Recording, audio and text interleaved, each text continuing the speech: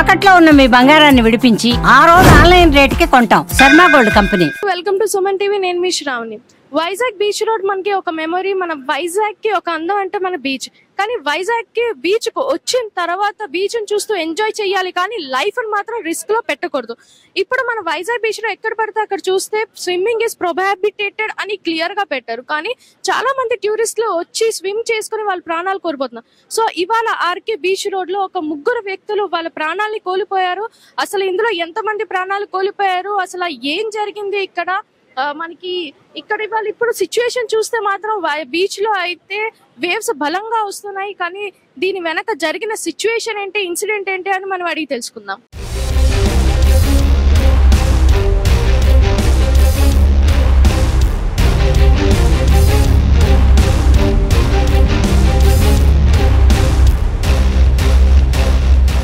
So మీ పేరేంటి అండి? ధర్మ.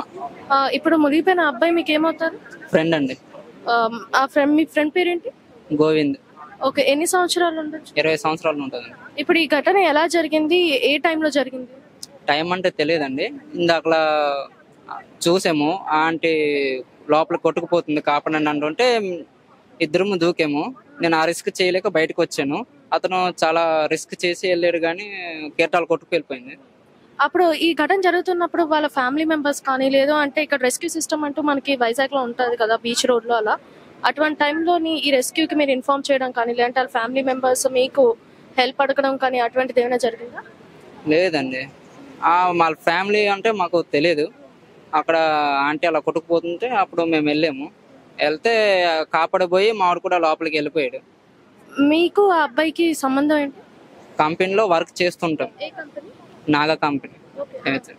అక్కడ వర్క్ చేస్తుంటాం, అంతకుమించి ఏం తెలియదు. ఫ్రెండ్. ఆ అబ్బాయి బయట ఊరు నుంచి వచ్చి ఉన్నారా, వాళ్ళ ఫ్యామిలీతో ఉంటున్నాడా ఏంటి?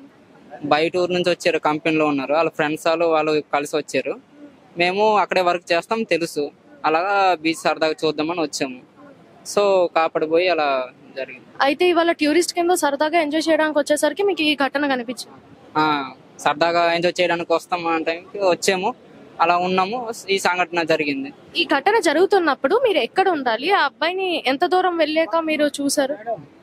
అది జరిగినప్పుడు నుంచి బయట ఉన్నాం మేడం. తర్వాత కుర్రోడు బాడీని కాపాడడానికి వెళ్ళినప్పుడు ఆ కుర్రోడు సగం తోలో ఉన్నాడు. సగం తోలో ఉండగల మళ్ళీ అప్పుడు బాడీ దొరికింది. బాడీ దొరికినట్టునే కుర్రోడు బాడీ దొరికినట్టు ఇటు పక్క తోస్తాడు. ఆ కుర్రోడు బాడీ తోసినట్టు ఇంకో అతను మళ్ళా రాయిలకి తగులుకొని ఉండిపోయాడు. రాయిలు తగులుకొని ఉండిపోయి కరెక్ట్కి అతను వచ్చారు. తర్వాత బాడీ గడ్ అలాగా ఇటు పైపు వచ్చింది. ఆ కుర్రోడు వెళ్ళిపోయి చాలాసేపు చాలా లాంగ్ వెళ్ళిపోయాడు. లాంగ్ వెళ్ళిపోయి చాలాసేపు ఈదాడు.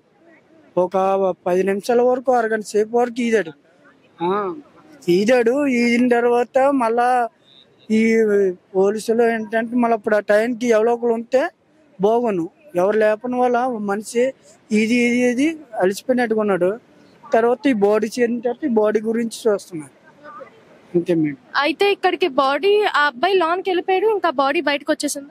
ఇంకో బాడీ వచ్చింది మేడం. ఆ బాడీ కూడా మళ్ళీ వచ్చింది, మళ్ళీ లోపల లాగేసింది. మరి ఆవిడని ఇప్పుడు ఆ బీచ్ లో నుంచి బయటికి తెచ్చి ఎవరు పెట్టారు? Swimmers madam. సో ఆ టైంకి మీకు రెస్క్యూ సిస్టమ్ స్విమ్మర్స్ వాళ్ళు వచ్చేసారా? ఫస్ట్ అంటే మేము కరెక్ట్గా టైంకి నేను ఇక్కడ మర్చికెళ్ళి చేప పడుతున్నాను. ఇంకో కుర్రోడు అతనే వెళ్ళి వెంటనే మన గార్డెన్ తీసుకొచ్చాడు.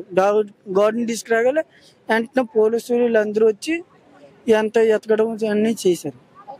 సుమారు ఆవిడ ఎంతసేపు ఆ బీచ్ లో కొట్టుకుంటుండాలి? అలా ఆవిడ కాదండి, మా ఫ్రెండ్. గంట సేపు కొట్టుకుంటుంటే ఎవరు ఇక్కడ చుట్టుపక్కల ఎవరు చూడలేదు? అప్పటికే చుట్టుపక్కల ఎవరు లేరండి కాపాడడానికి. మరి గంట సేపటి బట్టి కొట్టుకుంటుంటే మీరు ఇక్కడ ఉన్న స్విమ్మర్స్ కానీ, రెస్క్యూ వాళ్ళకి కానీ, పోలీసులు కానీ ఇన్ఫార్మ్ చేయలేదా?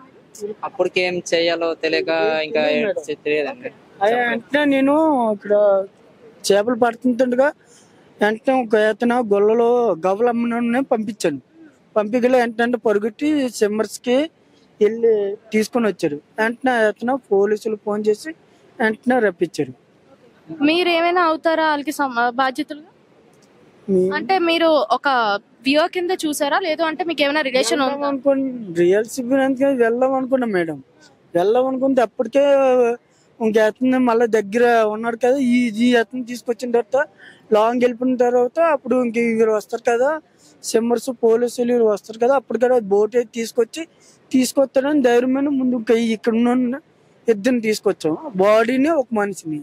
సో చూసారు కదండి ఇక్కడ సిచ్యువేషన్ ఎలా ఉందో. సో హైదరాబాద్ నుంచి ఒక ఫ్యామిలీ ఫంక్షన్ అటెండ్ చేయడానికి వచ్చి వాళ్ళ ఫ్యామిలీతో నిన్న పెళ్లి చూసుకొని ఇవాళ ఎంజాయ్ చేద్దామని బీచ్కి వచ్చి ఆవిడ మృతి కోల్పోయారు. ఇవాళ ఆవిడ ప్లస్ వాళ్ళ ఫ్యామిలీ మెంబర్ ఇంకొక రిలేటివ్ బీచ్ లోకి అలా స్నానం చేయడానికి వెళ్ళారు.